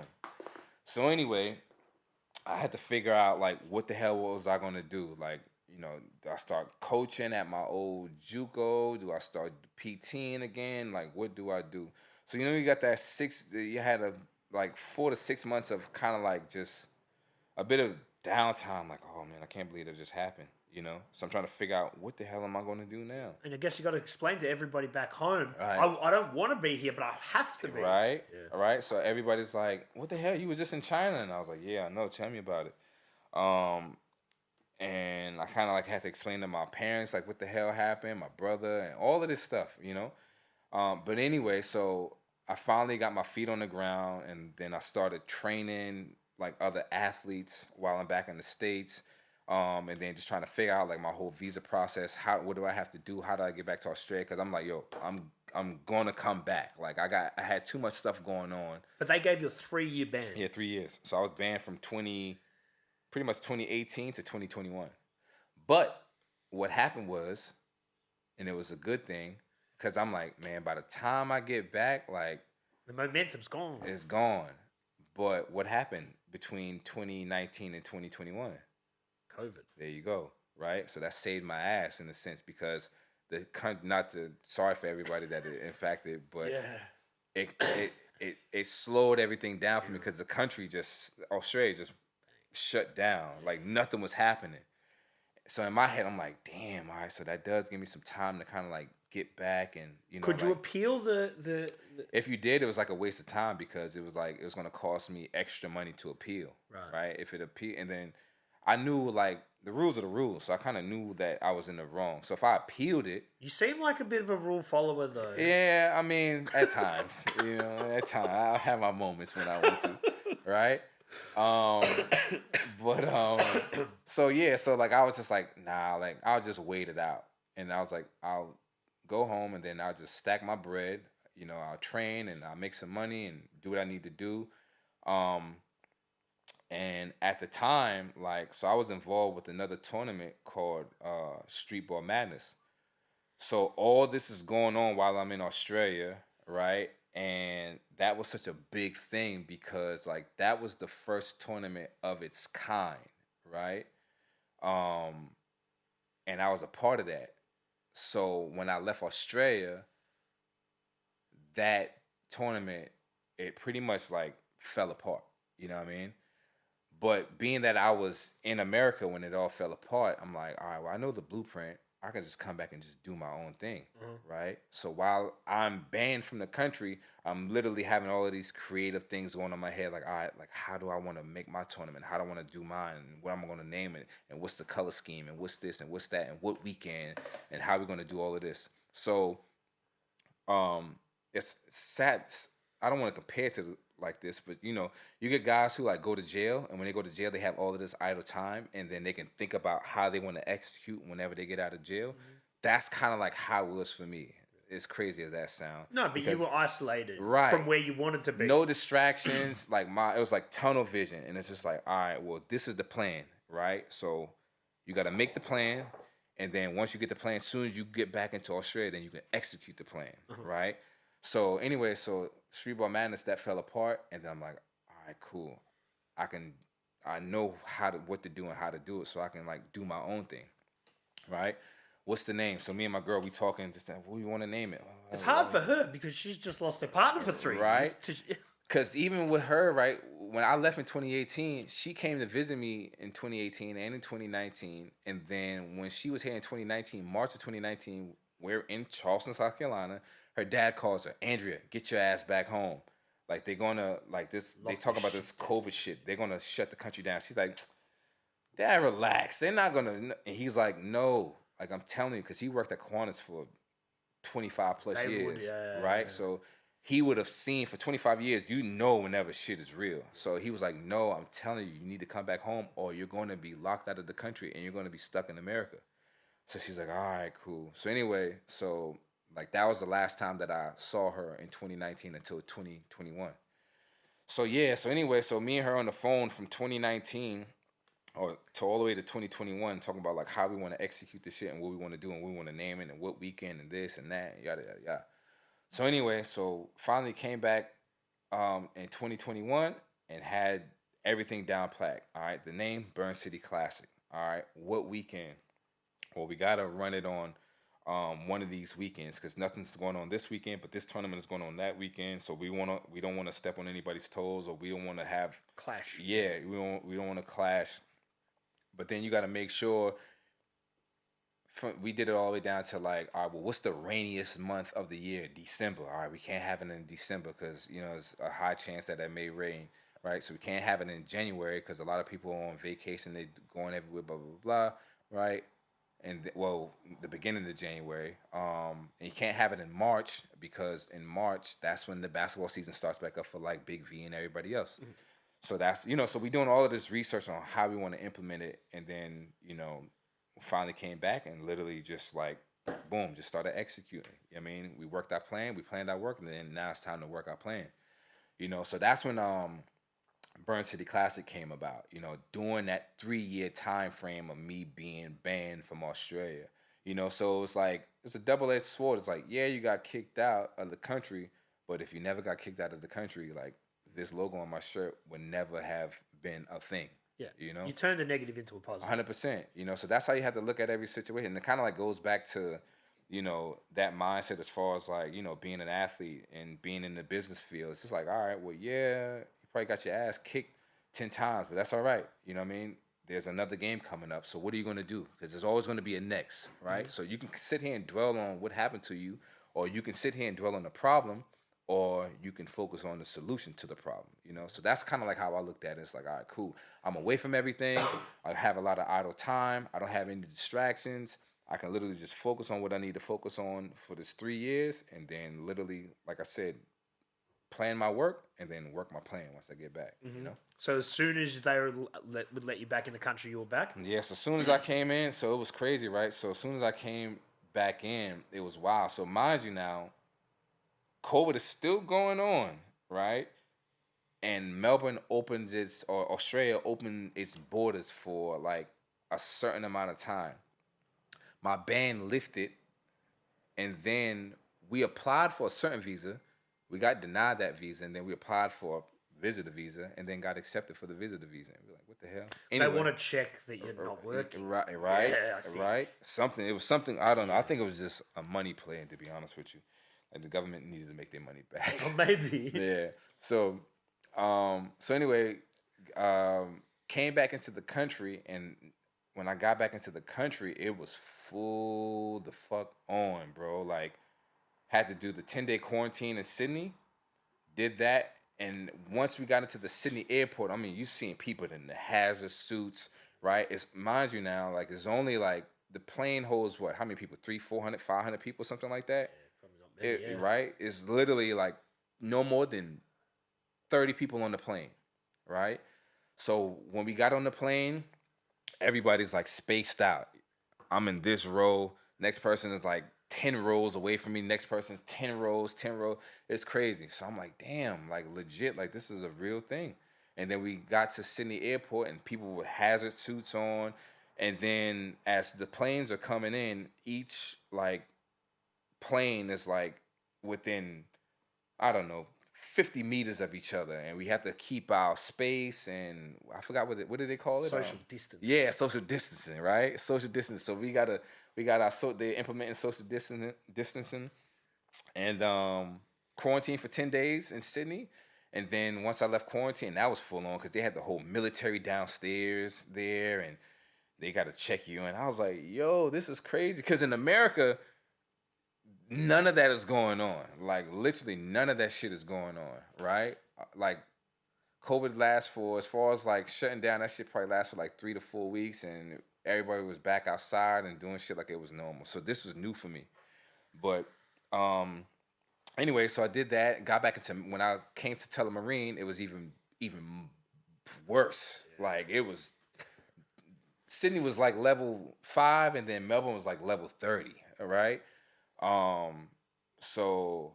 They're doing the whole scan, mouth swab, all this, the test, everything, man, everything. And then I had to quarantine from there again. So we went to the beach house, went up to the beach house and then quarantined there. for X amount of days, and then literally went back to where we came from in the north. So yeah, that was full on, man. Like that was full on. But then, like I said, once all of that went through all of that stuff as far as like quarantine, then it was like, all right, cool. Now I'm here now. All right, let's start working on the plan. All right, Burn City Classic. What do we need to do next?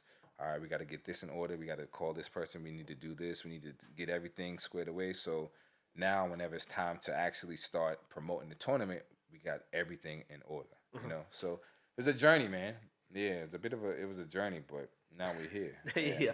So then when you got back and it was time to hit the ground running, you knew everything, but then you had to execute it. Yes. Right? Yeah. And did it go off as smoothly as you envisioned it? No. I feel like me actually hearing this story, it's kind of like really reminding me all of the hurdles that I kind of went through to actually get this shit to come to fruition. So I'm back here in 2021, right? Mm-hmm. So we wanted to have like the first tournament in 2023. So you got to do a lot of shit. You got to raise funds for it. You got to get sponsors on board. You got to lock in venues. You got to get the insurance. Obviously, being that I had already played on the basketball circuit, but a lot of people didn't even know that I was back in the country, right? Yeah. So I got to let all the guys know that, like I'm running the tournament, I'm back in the country. So it's like a lot of different things that you have to do for this thing to turn into what it needs to turn into. So literally 2021, I'm back here, and we wanted to have the tournament in 2023. We wanted to have it in March of 2023, but we was like, no, you can't have it in March because the season's about to start back for Big V. So you don't want to clash. So we was like, all right, cool. Let's just keep raising funding. So was calling sponsors. What grants can we apply for? All of these different things. And then, like, we didn't have enough funding for it. So it was like, oh, shit. So we had a couple of sponsors on board. But then we had to have that weird conversation with the sponsor. Like, hey, look, we got to push it back a year. And, it's kind of like gut-wrenching because they're putting their money up. But it's not enough money for us to actually run the actual event. Yeah. You know what I'm saying? So we have to put it on pause for a whole another year. And you have to have that weird conversation with the sponsor. And hopefully they don't pull out because you don't want them to think like you're bullshitting them. Yeah. They want to see the product. Of course, right? So we put up X amount of dollars. The first year is always going to be the hardest because the next year you can show them the product. Big time, right? You can show them the stats after the first year. Yeah. It's whenever it comes to fruition, it's hard pitching people the vision, but then whenever the vision comes to like reality and it's tangible, then they're like, oh shit, okay, damn. And then it gives them more incentive to jump on board the next year. Yeah. So anyway, so the first year, we wanted to have it in 2023. We had to push it back. We kept pushing it back, and then we ended up pushing it back to 2024, right? So the third weekend in January was the target, 2024. And we still had to we're still grinding, hustling, putting everything together. You got to promote it, raise funding. We raised enough funding, and then now you got to get the teams in order, right? So now you got all of the teams going, this, that, and the third. So, we wanted to have 16 teams, but the first year we only had 12 teams, right? So we was like, all right, fuck it. Let's just run with the 12 teams, right? So ended up getting the 12 teams, and like the first year was like amazing. Like it turned out way better than it was, because the thing about Melbourne is you never know what the temperature and the weather is going to be like. Yeah.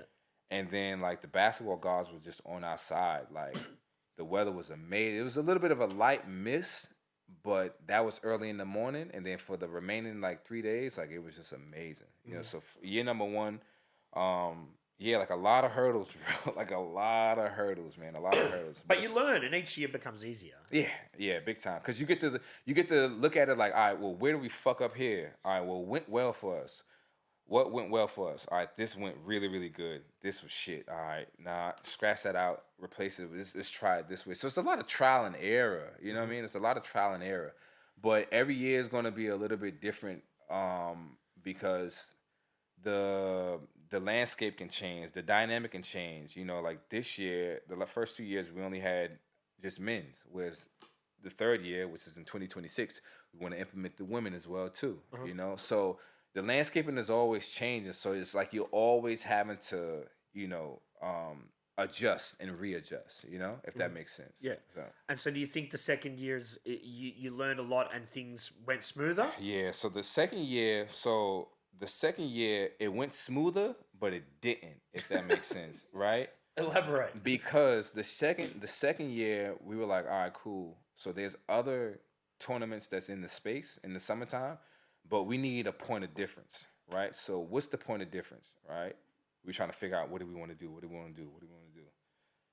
So it's like it would be great if we can get wood floors because there's no streetball tournament or summer basketball tournament that has like legit FIBA approved wood floors. Yeah, they usually have that like a tile. That Yeah, sort of, right. I don't know what it's called. Yeah, Right. And then you get a lot of feedback from the players as well too, right? Because like a lot of guys they don't want to play on the concrete. They don't want to play on the tile, and they definitely don't want to play on the concrete because they're like it's just too much on their joints, on their ankles, their knees, their hips. So that for me right there was like, all right, well, if we can get wood floors outside, like you kind of like get the best of both worlds because you get that outside feel, right? But then you get the inside feel because you're playing on wood, right? So you see a lot of guys coming out of the woodwork. So it's like, damn, but no one knew that we were doing that, right? No one knew that we were doing that. I didn't put it on blast because I didn't want to say that we were going to do this because I didn't want to look like a dickhead. Because you put it out and then the weather is shit and you can't. That's the thing. Like you can't have a drop of rain on that stuff. No, at all. So even that protecting it was a whole task in itself. So anyway, so I wanted a point of difference, and I'm like, well, if we can get wood floors, that'll put us like you would know that this is Burn City Classic. This is the only tournament in Australia, summer tournament that has wood floors outside. Does it happen in the US much? No, not really. Right. You have some, but it's not really like a real thing because it's a bit of a task to like actually do. So people are just kind of like, nah, you know what I mean? We don't want to tamper with that because it's just too much to do. Logistically, it's too much to do. Yeah, you got to store that stuff. You got to make sure you don't damage it. You got to ship it. You got to make sure you're shipping it the right way. Right, whenever you lay it down, even for us, like, you got to make sure you lay it down properly. So we had to put all of the pieces. It's like a big jigsaw puzzle, right? Especially for the court that we had in particular because it was all jumbled up. Anyway, so you got to put it down the right way. The dimensions has to be right so the basketball goals line up with the lines, right? So it's a whole that right there is a task within itself outside of just the tournament, right? Just the floors alone is a task within itself. But it's a great point of difference, so it's worth it. It's worth it. It by far is worth it, because like I said, it's the point of difference between us and everybody else that's within the space. So anyway, that was my thing. It was like, all right, cool. What do we do that's different from everybody else? Wood floors, right? So the second year, people start to get a whiff of it. Oh, I think Burn City Classic might have wood floors, right? And then whenever we pulled it out, people was like, what the fuck? Like, damn, I can't believe like they actually pulled it off. So anyway, the second year was great. It was good, but like I said, it was more of a challenge because we had the wood floors, and you got to make sure you take care of the wood floors. And like, this is a fucking big time investment. You know what I mean? The amount of money that these things are worth. So you can't, you don't want to screw them up. No. You know what I'm saying? So anyway, the second year was a huge success, but like I said, it was still challenging because of the floors and everything else. Then this year number 2, like the weather was like scorching hot, man. Like literally the tournament lived up to its name. Like Burn City, like for sure. It was like days where it was like 38, 39, you know what I mean? So it was like scorching hot. But everybody came out there, the guys played it, the guys loved the floors. And like it was amazing, man. It was amazing. So just to put that out there, if anybody's, thinking about coming to Burn City Classic Volume 3, we're having it third weekend, January 2026. So women's and men's. Yes, women's and men. We're gonna be, and we're trying to push the women's because women basketball. I love women basketball. To be honest with you, like my high school coach was like, "Yo, if you want to look at the purest form of basketball, look at women's basketball because women are not as athletic as men, right? Their athleticism is a different type of athleticism. We see men play a lot of the games played above the rim and this, that, and the third, whereas women, you don't see too many women playing above the rim, right? Everything is below the rim. But they have to be super crafty, super skillful. Obviously, they can run, jump, and cut as hard as men, but it's just, as far as jumping as high as men and using that flair to it, you don't see a lot of that in the women's game. I will say, again, this might be my Australian bias, but the women's national basketball league back in the 90s Yep. was a national basketball league Yep. before a lot of other countries were doing anything like that. Before the WNBA was even a thing. Yeah. So that Australian women's basketball has always been Has very always strong. been a thing? Yeah. Yeah. We're talking in the 90s, like 94, 95. Yeah. Had a national, and I don't think a lot of other countries had a national competition. Wow, I didn't know that. Now it's come to think about that, because now you see all of these. I remember seeing all of these, like, these old retro pictures of, like, Australian women's basketball. This is when they had the all-in-one. They had the full like thing, Right, Before they didn't have shorts, it was like a like leotard an all-in-one. thing. Yeah. So, I never even thought about that. Yeah, I'm pretty sure. Look, and I don't want to say like it might have been happening in Europe, but I don't think there was a national competition in a lot of countries. Yeah. But not just basketball, but I think national competition for any women's sport back then it wasn't much happening. So Australia was like one of the pioneers. Pioneers, then. I believe so. That's amazing, man. So shout out to all of the women basketball leagues out there, man. Like women's basketball, especially now that you have all of the different access to training and trainers and all of this good stuff. You're really seeing like the game evolve a lot now. So if people do want to be involved, yes, right. So it's not for everybody, but you don't need to be professional. No, not at all. You don't have to. You got some guys that are obviously they're professional, but then you have some guys that they. Look, there is a elimination process, right? So you have a lot of teams that want to enter. So we haven't gotten to the point where we have a play-in, right? So that's one of the things that's on our to-do list, to have a play-in. So where you have to play in to actually get into Burn City Classic. But being that this is our second year, we don't have that just yet. But even if we have enough pull or enough friction, we might have a plan this year, but there's no guarantee. Next year, 2026. Yeah, 2026. Yep. But in the future, we're looking at having a plan. But as far as like right now, if you get on a legit team, like you can just be a guy who's like a casual player and just want to like soak up the vibes and play a little bit of basketball, and then you enter your team. And if you get in, then it's like, all right, cool. And then the next thing you know, you might be playing against a guy who's like a former NBL player, because we had some like little legit, like we had some former NBL players that actually played in Burn City Classic this year. So you don't have to be like a full-on professional, but you want to make sure back that yourself. Yeah, you want to make sure you can actually play, because the phones are out there, the cameras are out there, so you don't want to end up being on Bleacher Report. You know what I mean? Thinking you're just gonna I'm just gonna have just a play, and then next thing you know, you're getting embarrassed and you're getting blasted on the internet in front of a million people. Yeah. But you don't have to be professional. You don't have to. So people that do want to get involved, they should just start practicing and then start the registration process, which I guess is happening later in this year. Yeah, so registration will happen later on. But yeah, just make sure you're in shape. We don't want any pulled hamstrings or pulled groins. But yeah, just get in shape and just wait on the dates for it. So we haven't released the dates yet as far as like registration yet. But yeah, just follow us on socials, Burn City Classic. That's our Gmail. No underscores. If you want to follow us on Facebook as well too, it's Burn City Classic. But yeah, so just follow us and just keep up to date with all of the updates.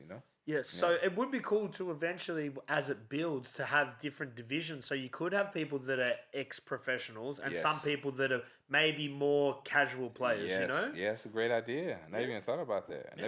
That's a great idea. Because like I said, basketball, it's like, if I'm not mistaken, it's becoming like, if not the most popular sport here in Australia right now, or I know for sure it's like top 3. For participation, it'd have to be up there, man. Yeah, I know for sure it's top 3. So you have a lot of people that's, and I think it's because, you see basketball in this high, it's a fast-paced game. It's not as rough, as a football. It's still a contact sport, but it's not as rough as like a footy or something like that. So I think parents feel a lot more safer with their kids kind of playing it. If I don't want to step on any toes or anything like that. But I think if that's the reason why, I think because of that. And then also, like I said, what the NBL is doing, they're partnering with the NBA and they're making all these cool collaborations, and, kids seeing, NBA players come over here, and like I said, Melbourne is a hub now for basketball. So you got, you know, whether it's the and one coming, you had Damian Lillard just came over here not too long ago. You know, Kobe, God rest his soul, whenever he came over here. So you've seen all these basketball icons from the NBA that's coming over and, you know, meeting and greeting people and shaking hands. So kids are like inspired by that, you know? And then you got guys like Giddy and Dyson and all these guys who are making a lot of them noise. are from Melbourne too. Yeah, you know, Melbourne boys. So, you know, they're making noise. So it's just like, you know, kids see that and they get inspired because like, well, shit, damn, he made it. I can make it too. Yeah. You know? So it's cool to see, man. It's good. And I think Australian hoops has never been in a stronger position. Yeah. Like, now we're making some noise, man. Yeah. Yeah, Melbourne is fine. Australia in a nutshell. I just saw it was like a little trailer about Luke Longley and his documentary. Yeah. And he was just basically saying like how, you know, he had a lot of pressure on him because he was like, he felt like was carrying the weight of a nation. Yeah, he was like, I'm the first one that's kind of like done it in this fashion. So it's kind of like, fuck, like I got to get this shit right, you know, because this could lead to doors being open for guys to come. And it did, yeah. You know, have you seen his Australian story on ABC? I haven't. It's really good, man. Yeah, I think it's Australian story. It was. There's another doco, but it's not a huge one, right? Which is really interesting. But yeah, he did. Look, before him, there was a few players that went over. Yeah, but they were probably not playing a starting role. Right. All of a sudden, he's on the court with Jordan, Pippen, wearing rings. Fuck, that's different to like someone who goes and that's just crazy. Yeah. He probably never dreamed that, like in his wildest dreams, that would have happened like that.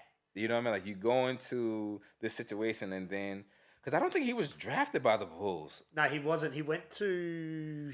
Who did he go? Was it Minnesota? Minnesota. Was it Minnesota? Oh, Milwaukee. One of them. Something. One of the. I think. Yeah, it was something with the M. Yeah, for sure. I can't remember which one. I'll do my Googling. But also, we say that everyone's tall now, but he was big, man. For them, big. Yeah, man. Yeah, because Luke, he's a legit 7-footer. I think he's and a bit. Yeah.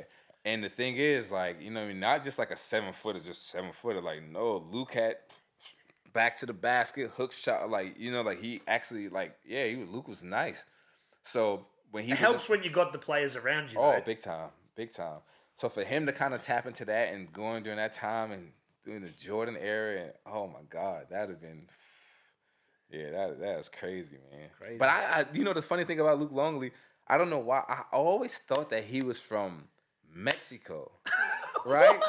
But what we it didn't was, think right? That here. That's the right. I don't know why I was like, Mexico. But what it was is, I think he went to college. I think he went to New Mexico. Oh, okay. I think that's the college that he went to. Because you know, literally, like, bro, Australia never came to mind, right? Yeah. Luke Long, but because I always just remember as a kid, I just always remember Mexico. But I think he went to either New Mexico State or he went to something New Mexico. Don't quote me on that, Luke Longley. If you're seeing this, bro, like, yeah, we definitely knew sorry, it was man, from my Australia. apologies. But man, like when you think about the Bulls and the dynasty in that era, you think Jordan, you think Pippen, but then you definitely think Luke Longley as well too. Yeah, for sure. You think Longley, Horace Grant, and then the later you've got Rodman as well. Yeah, Rodman, but then you also think of Tony Kukoc. He's on the second sort of half as well. Mm-hmm. Yeah, you think B.J. Armstrong? Yeah. So man, big time. But yeah, Australian hoops, man, it's definitely here, man. It's here and it's back, and I just hope it just keeps going and keep growing, man. Yeah, it keeps growing. Yep. So on a personal level, you're here for good now? Yeah, I'm here. I'm a permanent resident now. So, no banning me. You're allowed to work now? You can't ban me, okay? Right? Was that hard to get your PR? Because it is hard for some people. Yeah, I mean, honestly, it's a bit of a waiting process, to be honest with you. So what it is obviously you have to be on a certain visa, right? So once you're on a certain visa for X amount of time, then now you're eligible to get onto a PR, right? And then that's a process in itself, so you have to apply for that as well too. Well, not really apply, but it just automatically kind of like switches over. But it's mostly like a waiting game. Once you get on a certain visa that allows you to stay here, or it's like, because they have different brackets. It's like short term, and then you got medium term, and then you have long term. So the visa that I was on was like medium long term, right? So it makes you eligible to become a PR. So it's more so a waiting game. So once I got that initial visa, which was a partner visa, then it automatically puts you on the path to get your PR. And then after that, it's just a waiting game. And then Border Patrol or Immigration, they message you, send you an email saying, or they send you a letter in the mail saying, hey, like, you're a PR, permanent resident, blah, blah, blah, blah. It starts this day. Does that mean that you get full health care and everything? Yes. So that's good, yeah, man. so full health. I think the only thing that I can't do is pretty much like vote, right? So once I become like a full-on citizen, right, then I'm able to Are like. you gonna do that? Yeah. I'm gonna go through with the whole thing because like right now, like I don't have an Australian passport, so just never know when you're gonna need another passport, Yeah. So yeah. Oh, it's awesome, man. Yeah. As we get close to wrapping it up, is there anything else you want to tell us? Is there anyone you want to shout out? We've almost talked for 2 hours, man. Has it been? Goes it don't quick, seem like eh? it. It doesn't seem like That's it. because Man. we're just having a good Just chat. chatting, just talking, just chopping it up, man. It's like one of your homeboys just talking, shooting the shit, Any shout outs? Nah, man. Let me see. There's a bunch of people I can shout out, man. Shout out to the whole Burn City Classic crew, man. Because there's a whole, obviously it's your baby, but there's a whole team of people. There's a team behind it, man. My guy Mike Fortune, who's the MC. My guy AJ, he just came on board as the MC as well too. Danny Pisano, she takes care of all of this stuff. As far as like on the back end with the players and stuff like that. My wife, my missus Andrea, listen. You guys probably see me like you see me doing all the interviews and this, that, and the third. But man, let me tell you, like, as far as like your team and who the people that you have behind you, like, man, listen, it's so important to have a really, really good team whenever you're doing stuff like this because you can't do the shit by yourself, right? So saying that to say this, shout out to everybody, but definitely Andrea, man, because Andrea, what she does as far as like the back end stuff, all of the permits and licenses and all of the stuff that you have to go to as far as emailing back and forth to people, man, she does a phenomenal job with it, man. So shout out to Andrea, man. Shout out to my lady. But yeah, just the whole Burn City Classic crew, man. It's a team effort, man, and everybody comes in and brings what it's like. They bring their magic to it, right? And that's just what makes it like what it is. You know what I mean? So it's definitely not you guys, like I said, you see me, but like, trust me, like, it's a whole conglomerate of people that's pushing this brand and pushing this thing forward, So shout out to the whole Burn City Classic crew. Man, I appreciate you coming in for a chat. It's been really cool. I hope you can come back later in the year. Maybe when you've got some more announcements, we can talk about some more basketball stuff. Definitely. And, man, I look forward to seeing how you grow the Burn City Classic. Yeah, same here, bro. Thanks, man. Appreciate you having me on board, man. Cheers. Yeah. 3,000.